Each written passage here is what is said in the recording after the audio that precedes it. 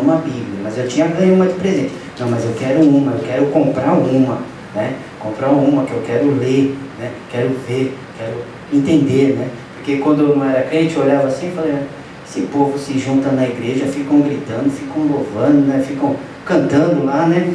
E às vezes até muita gritaria, né? Falei assim, pra que isso? Não precisa, né, disso, né? Deus não é surdo, né?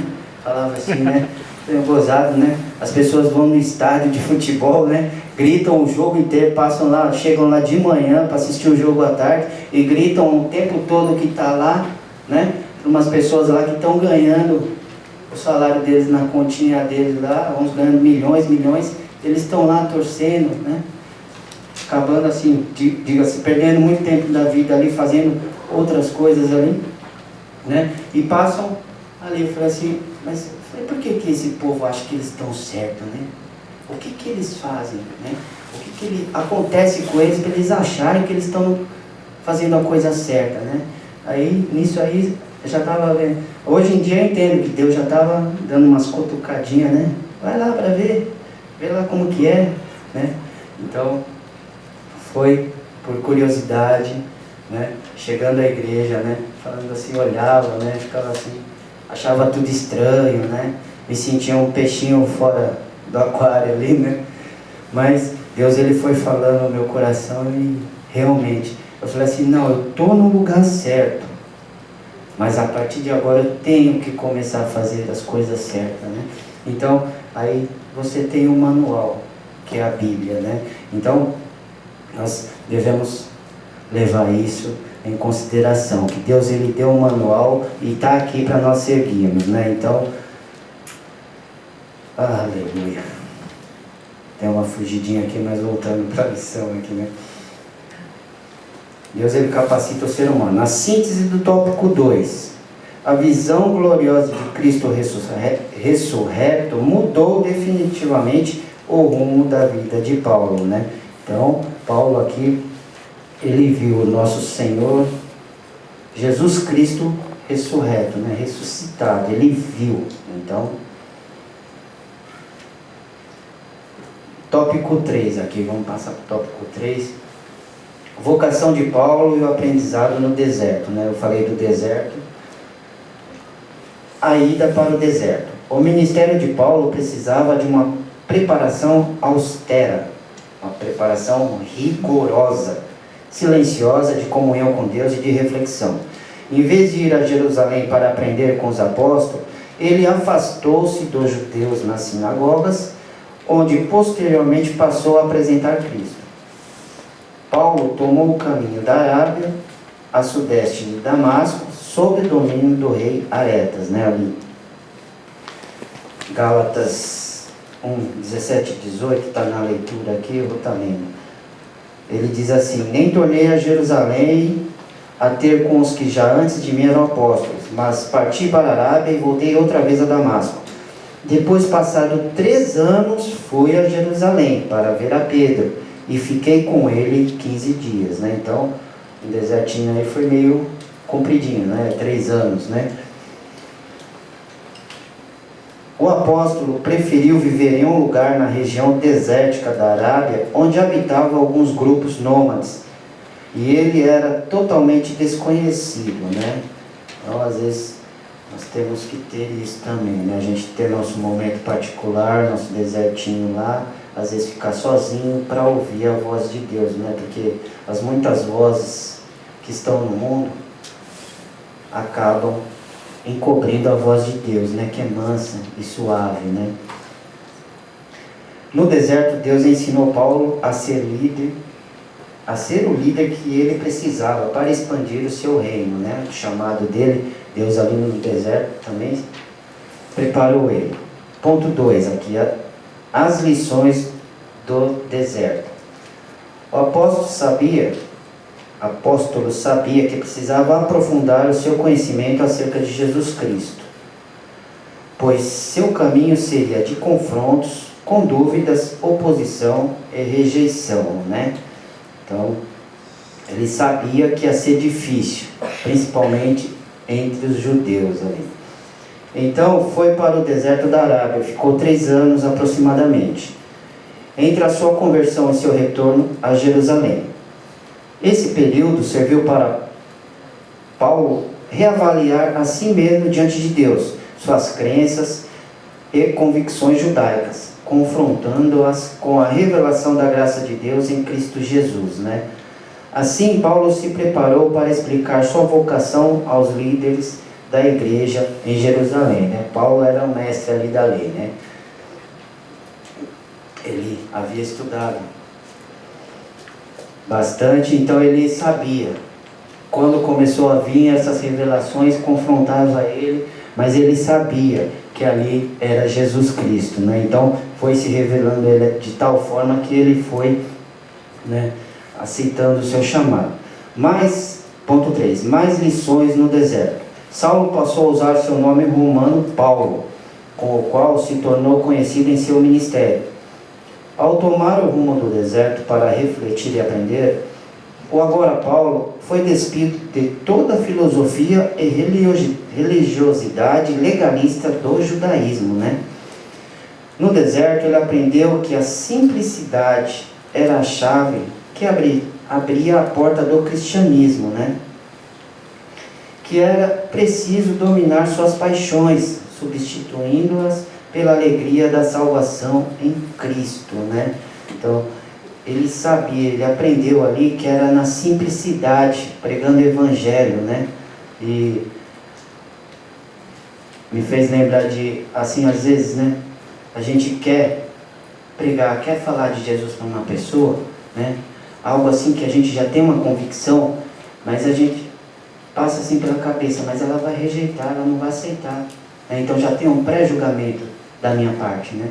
Mas, de certa forma, quando o presbítero também, o pastor Jorge estava falando aqui, já estava entendendo, aí Deus só veio confirmar aquela palavra, que a nossa preocupação não é se a pessoa vai aceitar ou não, é a gente semear, é a gente levar a palavra até ele, e às vezes queremos fazer a obra do Espírito Santo, que é convencer a pessoa, não, você tem que aceitar, né? Porque esse é o certo, esse é o caminho. Não, quem convence é o Espírito Santo. Então é algo que nós temos que deixar de lado e entregar a semente. Colocar a sementinha naquela terra, que quem vai dar o crescimento é Deus, né? Então, nosso trabalho é falar de Jesus, da salvação que há em Cristo.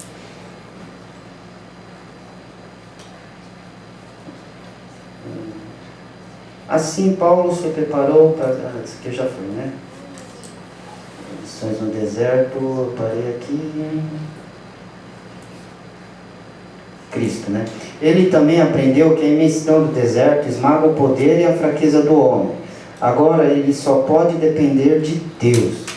Por isso, Paulo descobre também, na experiência do silêncio e da solidão no deserto, que as coisas de Deus não são do modo como Ele quer. Que as coisas de Deus não são do modo como Ele quer e não como nós queremos, né? Então as coisas são da maneira de Deus, não da maneira que a gente pensa, maneira que a gente quer fazer, né? No deserto, Deus ensinou Paulo a ser o líder que ele precisava para expandir o seu reino, né? Então, Paulo aprendeu muita coisa no deserto, mas porque ele se submeteu, porque ele aceitou, né? Síntese do tópico 3. A vocação de Paulo foi aperfeiçoada no deserto, pelo qual o apóstolo passou durante 3 anos, né? Então, aqui a lição, né? Então, temos aprendido sobre a vocação, sobre o apostolado, como Paulo se iniciou, né?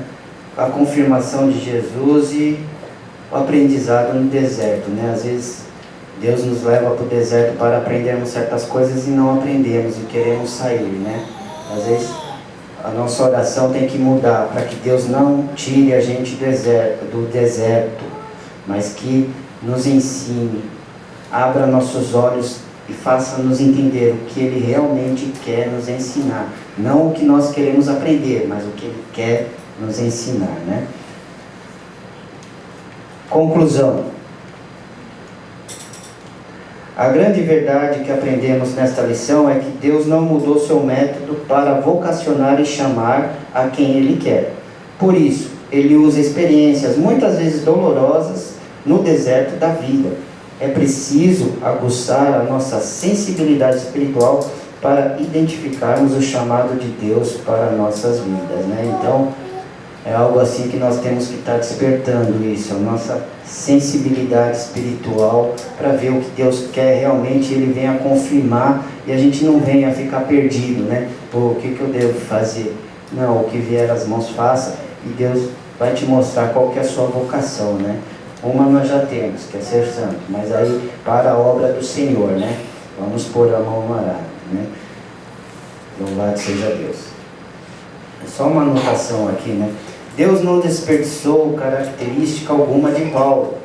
Formação, treinamento, cidadania, pensamentos e até os pontos fracos deles foram usados para a obra de Deus. Então, a gente não precisa ficar, né, se inferiorizando, né, se humilhando, né? Deus, Ele vai usar da maneira que Ele quer, mas a partir do ponto que nós colocamos na posição de obediência, né? Então, está aqui a lição. Perguntas, deixa para o pastor. Louvo a Deus por essa oportunidade. Eu aprendi mais um pouquinho sobre Paulo, né?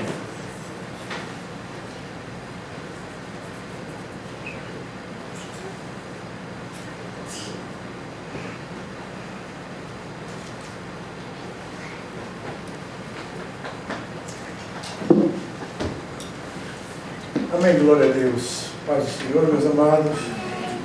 Foi um aprendizado mais uma vez. E como Deus faz? Ele é Deus, Ele chama, Ele faz, e quando Ele escolhe. Nem sempre é só os capacitados, mas também Ele está pronto a capacitar aqueles que Ele chama. O importante é como no final da carreira o Paulo disse: eu não fui desobediente à visão celestial.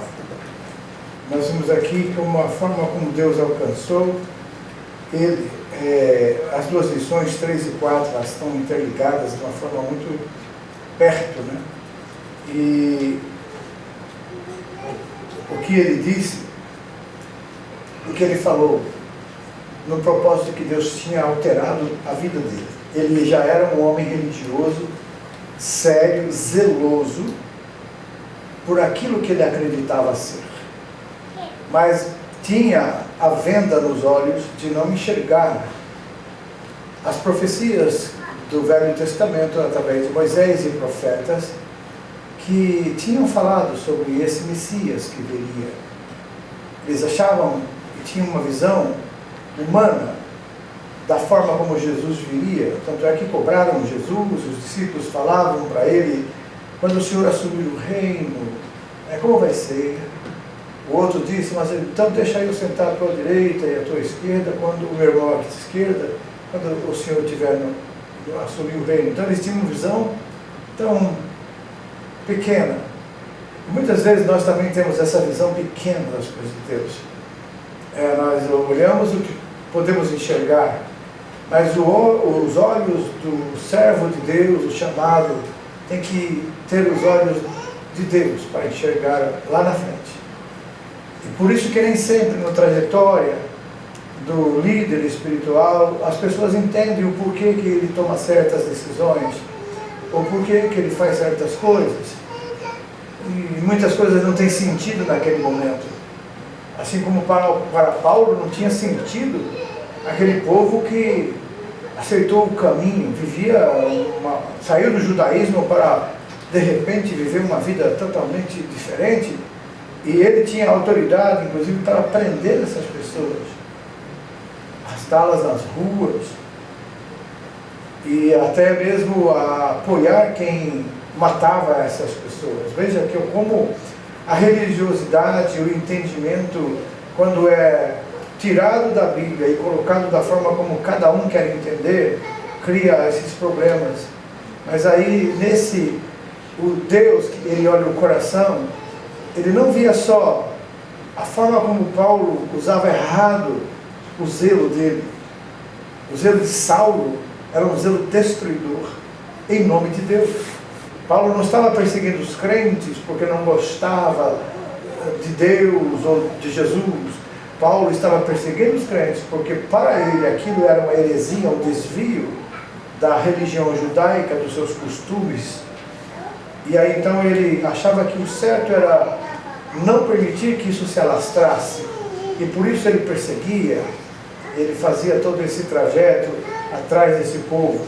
Mas quando ele teve esse encontro com Jesus e ele depois recebeu aquela oração, interessante que ele tinha os olhos enxergando de uma forma religiosa, e via a religião e conhecia bem a lei, e ele usava o rigor da lei para com aqueles que ele julgava rebeldes ou desviados daquela linha de religião. Mas quando ele teve esse encontro com Jesus, a primeira coisa foi cegar os olhos para não enxergar mais do jeito que enxergava antes. E lá, quando Ananias ora por ele, cai escamas dos olhos dele, e Ananias explica para ele que ele seria usado por Deus através desse momento de conversão, e ele, a cair as escamas, agora ele já não estava mais enxergando do jeito da religião, ele agora enxergava do jeito da graça, do jeito da fé. E é por isso que ele foi chamado para ser apóstolo aos gentios, para sair do legalismo, né? E não tenham com isso, amados, que a lei é má, que a lei é ruim.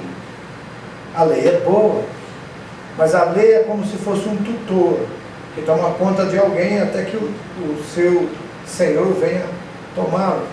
Então a lei corrige, a lei disciplina, né? Mas a graça liberta. A lei disciplinava os atos dos homens e tudo que era externo. Já a graça, ela traz uma liberdade interior. E aí que Paulo, ele foi muito forte aos Gálatas quando ele falou que eles estavam voltando para os costumes da lei, para cerimoniais como circuncisão e outras coisas. Ele falou assim: se vocês voltarem para isso, vocês vão de novo voltar para a lei. E se vocês voltarem para a lei, vocês vão cair da graça. Isso é, não tem mais. Agora vocês vivem pela lei. Então, como a lei não salva, eles estariam condenados. E por isso que teve que cair as escamas dos olhos de Paulo para enxergar o verdadeiro evangelho, o evangelho da graça, da liberdade. Porque João 8,32 é bem claro quando o Senhor diz: reconhecereis a verdade e a verdade vos libertará. Libertar de quê? Libertar de tudo aquilo que nos prende, tanto à religiosidade, como também aos pecados do mundo. Você enxergar pelos olhos de Deus é diferente. Quando eu estava ouvindo esta lição, lendo, estudando, eu entendi que essas escamas dos olhos do Paulo, muitas vezes nós estamos com ela. Nós estamos enxergando a igreja, uma religião. Quanta gente não afirma: eu sou católico, eu sou crente, eu sou batista, eu sou presbiteriano, eu sou luterano, eu sou reformado. Isso tudo é essa casta que está nos olhos. Ele só enxerga a verdade naquilo que ele acredita ser. Mas quando isso cai, você enxerga do jeito geral. Você não vai mais ficar demonizando aqueles que não pensam igual a você, e vai deixar por conta do Espírito Santo. Porque Deus conhece o coração, e Deus conhecia o coração de Saulo. E é por isso que quando Ananias disse: é um perseguidor, Jesus disse: não, é um escolhido meu. Mas quando você vai e eu vamos olhar do lado real, humano, o que nós vimos em Saulo? Ananias estava errado? Não, Saulo perseguia a igreja, era perseguidor. Mas quando olhamos, olha o que Jesus estava vendo em Saulo. Como Deus é onisciente. Então tem essa forma. Então quando Deus fala, amados, quando a Bíblia diz, quando você tem a sensibilidade espiritual para entender algo, Não se assuste com o que você está vendo agora. Tente enxergar depois disso, pelos olhos de Deus. Aí você não vai sofrer tanto. Porque muitos de nós sofremos pelo que vemos agora. Mas quando enxergamos do jeito de Deus, a gente confia e diz, Deus está no controle. Isso vai mudar, vai dar certo. As coisas vão melhorar.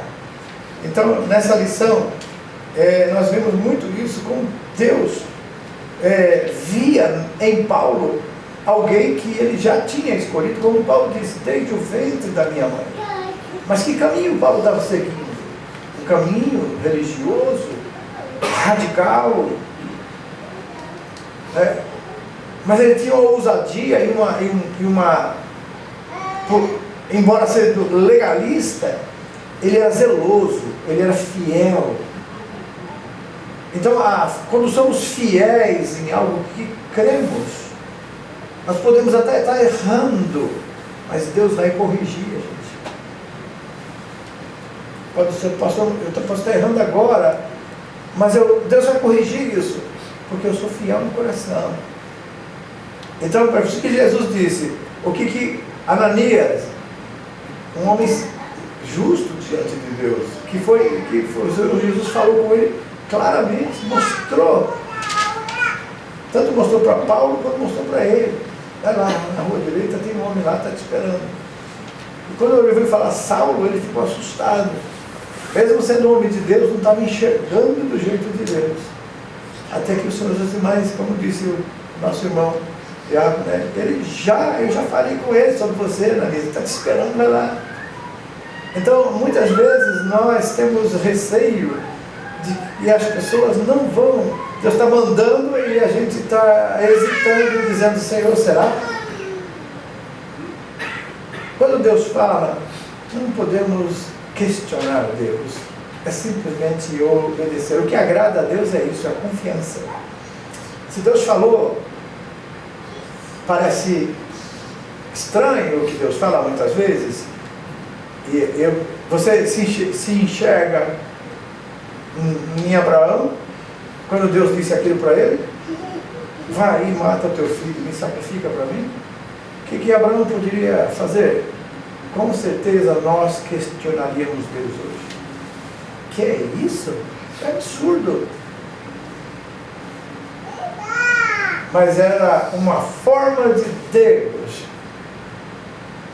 mostrar na história, através do registro desse acontecimento, que Deus, Ele é fiel e perfeito, Ele ama, e Ele nunca vai pedir a nós algo, deixar completar aquilo para o qual Ele não deixou escrito na sua palavra. Estava realmente contrário a tudo que Abraão cria. Mas ele creu no coração, pensando, Deus mandou eu matar o menino, eu vou matá-lo, mas Deus vai ressuscitá-lo, porque Ele tem promessa. Isso é fé. Então não tente ajudar Deus, deixe que Deus te ajude. Paulo, agora ele entendendo, ele fala de uma forma mais de uma forma que nós podemos hoje entender também. Quando você lê as cartas que ele escreveu, explicando o que é a fé, a forma de andar, e ele disse em algumas partes, eis que vos digo um mistério que estava escondido dos tempos. Primeiro foi a revelação de Jesus, que nem ele mesmo entendeu.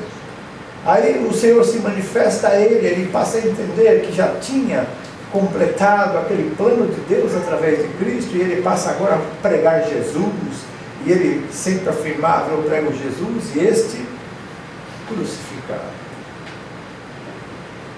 É o único que pode salvar e levar as pessoas aos céus, porque não existe outro caminho e nem outra porta de entrada nos céus, a não ser através dele. E é por isso que nós pegamos simples, temos que pregar um evangelho simples. E o evangelho simples é Jesus, salvando o pecador, que veio para morrer pelos nossos pecados. Bom, a primeira pergunta da lição E segunda lição, em que a vocação de Paulo foi estabelecida.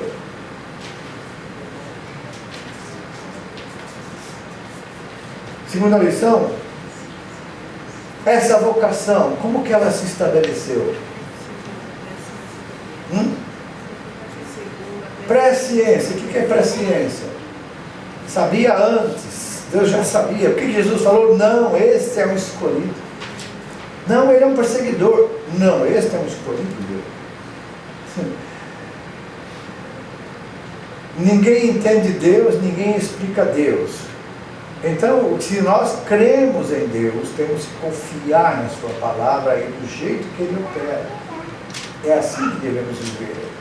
Às vezes vocês não entendem por que Deus permitiu uma enfermidade, por que Deus levou uma pessoa que você ama. Mas nunca duvide de que aquilo que Deus fez foi o mais correto. A vontade soberana e permissiva de Deus. Tem uma vontade perfeita e a vontade permissiva. Tem duas coisas que podem acontecer. Sempre a vontade permissiva de Deus não é muito bom. Mas Ele faz por causa da dúvida do homem se Deus estava certo ou não. Lembra de Ezequias? Ezequias achou que Deus não estava sendo justo com ele. Senhor, você vai me levar, eu vou morrer? Mas eu derrubei os altares, eu restaurei o culto. Deus, você quer viver mais? Então tá bom. Então tudo que Deus fez para ele só deu um problema. E Deus falou, eu vou te preservar esses 15 anos que eu vou te dar de vida, mas os teus filhos que virão depois de você, eles sofrerão as consequências. E você vê, depois de 3 anos que ele viveu, nasceu o pior rei de Israel, o filho dele, que chamou-se Manassés. Então veja, Deus é perfeito. Ele quer evitar algum problema, mas se a gente insiste e Ele permite, só que a gente vai ter problema. Então, como entender a vontade perfeita de Deus? É nunca duvidar da vontade dele que Ele quer. Não, Senhor, isso não, isso não. Tem gente que fala assim, não aceita, não aceita, determina. Ok, você pode até fazer isso, mas será que é a vontade de Deus? O Senhor já sabia e simplesmente queria que Ananias entendesse, esse é o escolhido meu. Só ora, só faz o que eu mandei, o resto deixa comigo. Então, eu tenho aprendido isso, amados. Muitas vezes eu vejo coisas assim, peraí, acho não. Se é a vontade de Deus, isso vai dar certo. Deus está no controle. Eu confio no Senhor. Então eu vou seguir isso. Se eu estiver errado, Ele vai me corrigir. Se eu estiver de uma forma, Ele vai me corrigir. Porque Ele conhece o meu coração, sabe que há sinceridade. É isso que Deus quer do seu coração, sinceridade. Você pode estar errando, mas se você tiver um coração sincero e voltado para Deus, Deus vai corrigir você. A Cristo é como fez com Paulo, converteu. E de repente essa conversão dele trouxe uma consequência muito boa para a igreja e para nós hoje. Essas cartas que ele escreveu, elas nos ensinam a viver uma vida cristã que agrada a Deus. A segunda pergunta, o que explica a mudança da ênfase do nome de Saulo para Paulo? A origem do apóstolo. A origem dele. O que explica a mudança da ênfase do nome de Paulo é a origem. Por quê? A palavra Saulo foi aportuguesada, mas o nome é Saul. E a palavra Paulo, ela aportuguesou do latim, que é Paulus. E como ele tinha a chamada para os gentios, o nome que mais era próprio ou propício para as pessoas entenderem era Paulo, Paulus, né? Por isso que ele adotou esse nome. E ficou registrado com esse nome. Okay? Agora, qual era a vontade de Deus para Paulo? É embaixador. O que é embaixador? Representa o reino, representa um país em outro, para levar a mensagem e também para ser um pregador do Evangelho. Né? Agora, do que o ministério de Paulo precisava?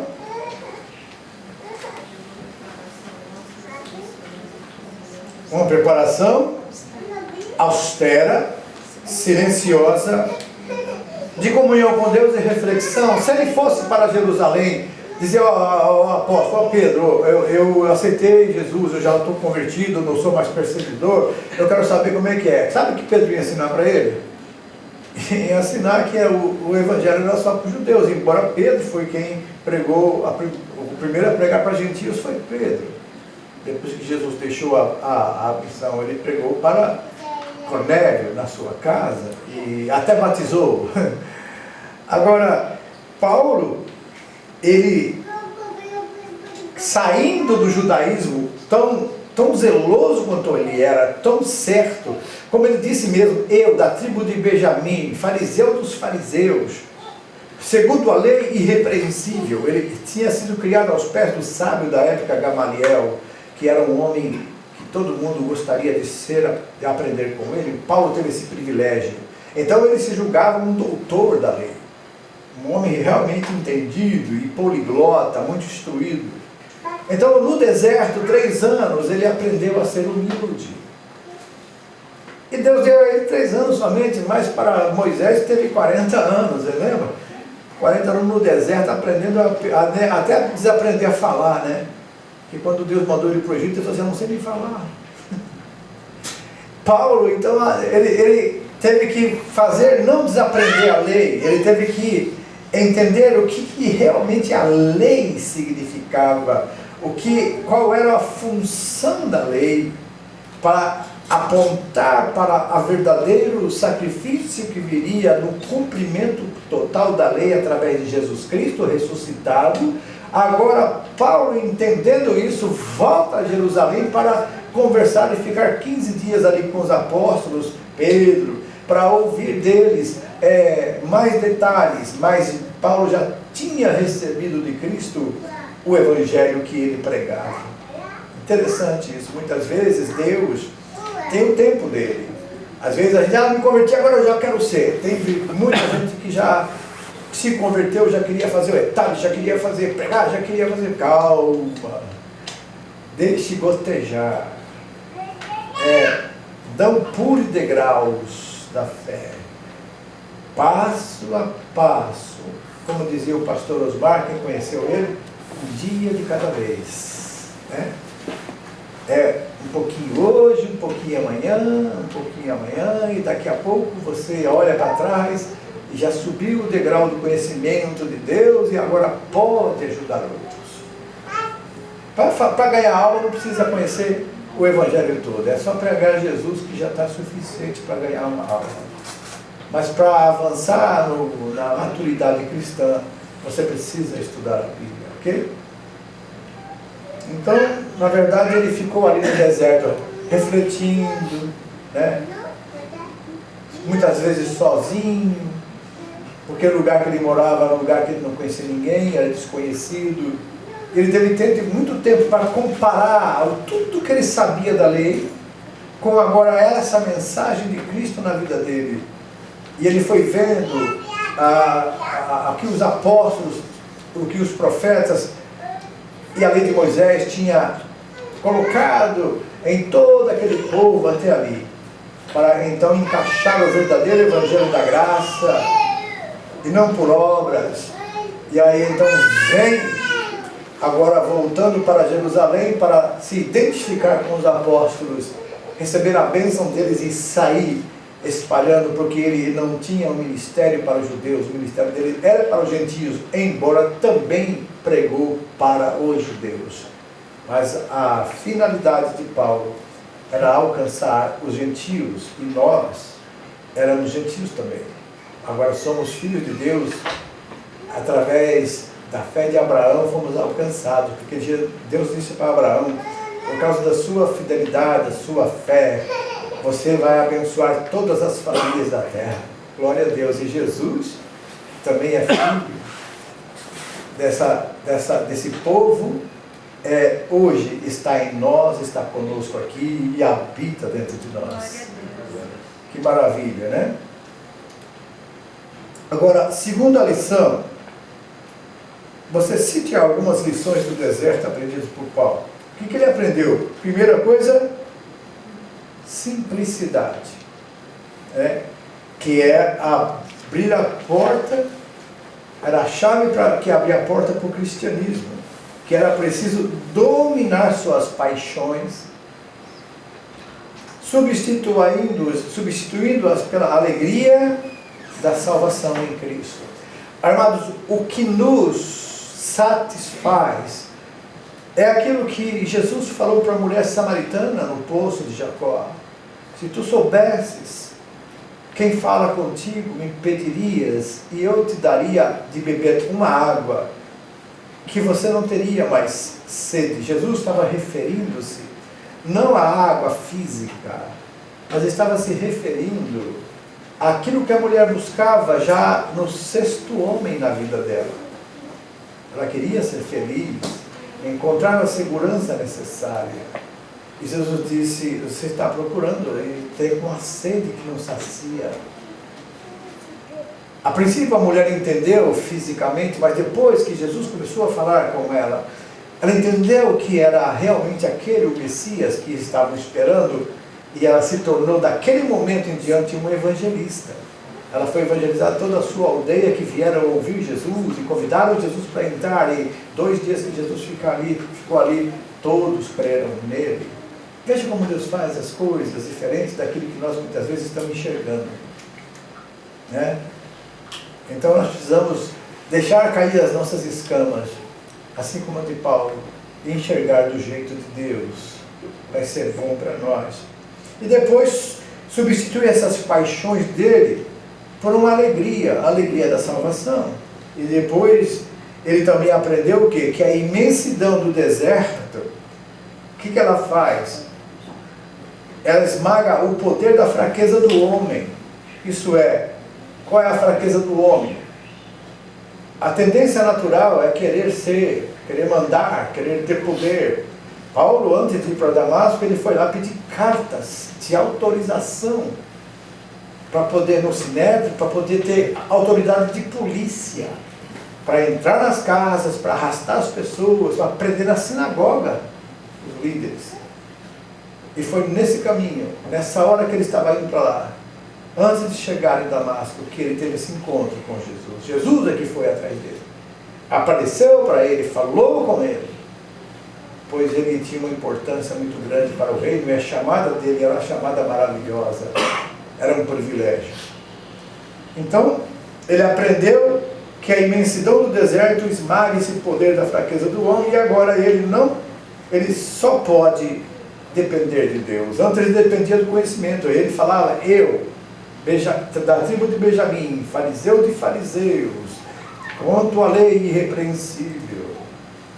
Agora tudo que eu sei, todo o meu conhecimento, eu joguei tudo fora, e uso como esterco, para pregar a Cristo e esse crucificado. Todo aquele legado de conhecimento dele caiu por terra. Porque o evangelho que tem que ser pregado, amados, é o evangelho simples. É Jesus Cristo e esse crucificado. É esse que convence as pessoas, é esse que mostra para o pecador que ele precisa disso, ele precisa desesperadamente de Jesus, pois sem Jesus está perdido. Amém? Então, que Deus abençoe os irmãos. Ficou alguma dúvida? Alguma pergunta que vocês gostariam de fazer? Pastor, até no dia de hoje tem a perseguição, né? Porque o pessoal lá do muçulmano acredita na lei, né? E é difícil convencer, né? Existe 2 tipos de perseguição. Existe a perseguição daqueles que não são cristãos, mas entre os próprios cristãos existe também as perseguições, por causa que não é da igreja, por causa de seguir uma fé um pouco diferente, quando na verdade a Bíblia ensina a amar essas pessoas e orar por elas. E a China vai pela lei do humano, né? Já vai pela lei do homem. Então Deus, a palavra, essa lição nos ensina hoje. Nós devemos sempre olhar, como diz o escritor aos Hebreus, olhando para Jesus, o o autor e consumador da nossa fé. Nós não vamos errar quando fazemos isso. Porque quem vai nos direcionar, dirigir e fazer a nossa vontade prevalecer é a de Deus em nós. Ela prevalece. Na lição anterior, você viu que Deus mudou 3 coisas na vida de Paulo, né? A regeneração, a mudança do coração e das emoções. Tudo isso Deus muda para fazer do jeito dele, mas precisa confiar nele. Mesmo que estejamos errando, se somos fiéis e zelosos, Deus vai redirecionar o nosso ministério. Então fique tranquilo, só tema a Deus, deixe que Ele te use e você vai conhecer a verdade, e a verdade vai te libertar, principalmente de você mesmo. E eu aprendi assim, né? Regeneração e conversão, né? Não adianta a pessoa estar na igreja se não é convertido e não tem regeneração, né? Aí está sentado aqui só para estar sentado, né? Então, mas ele estando aqui, pelo menos está ouvindo a palavra. Em uma hora ele pode Regenerar. regenerar. Ao passo que se ele está lá fora, ele vai cada vez mais se envolver com as coisas do mundo e nunca vai chegar. Porque até eu vi lá que o pessoal de 50 anos está na igreja lá, mas não foi regenerado. E não tinha conversão, né? Aí não adiantou nada, né? Está na igreja. Na verdade é porque eles estavam com a escama, principalmente os judeus, que rejeitaram Jesus por causa dessa cegueira espiritual. Então, quando Jesus aparece a Paulo e ele, naquela luz, quando se levanta, ele não está mais enxergando, teve que ser guiado pela mão. Aí caiu as escamas na oração de Ananias, e ele começa a enxergar agora o plano de Deus para a vida dele. Ele foi apóstolo que nos deixou um grande legado. Essas 13 cartas dele no Novo Testamento nos ensina verdades profundas do Evangelho. Se nós prestarmos atenção, nossa vida será agradável ao Senhor. Amém? Amém. Vamos orar a Deus. Pai querido, obrigado mais um dia que nos dá a oportunidade de nós estudarmos a Tua Palavra e aprendermos mais de Ti. Nós te pedimos que o Teu Espírito Santo, Ele solidifique estas palavras no nosso coração, para que ao abrir nossa boca, essa palavra venha refletir a Tua vontade em nós. Que o Teu Espírito Santo tenha liberdade na Tua igreja, e tenha liberdade em nossa vida, nos nossos desejos, emoções, nas nossas palavras, nas nossas decisões. Porque sabemos que como a perfeição está em Ti, tudo que o Senhor nos falar, mesmo que não entendamos agora, mas será perfeito. Por isso, Pai, seja feita a Tua vontade, assim na terra como nos céus. E usa Teu povo. Levanta uma geração cheia do Teu Espírito, falando a Tua verdade. E no nome de Jesus nós oramos. Amém. Deus abençoe.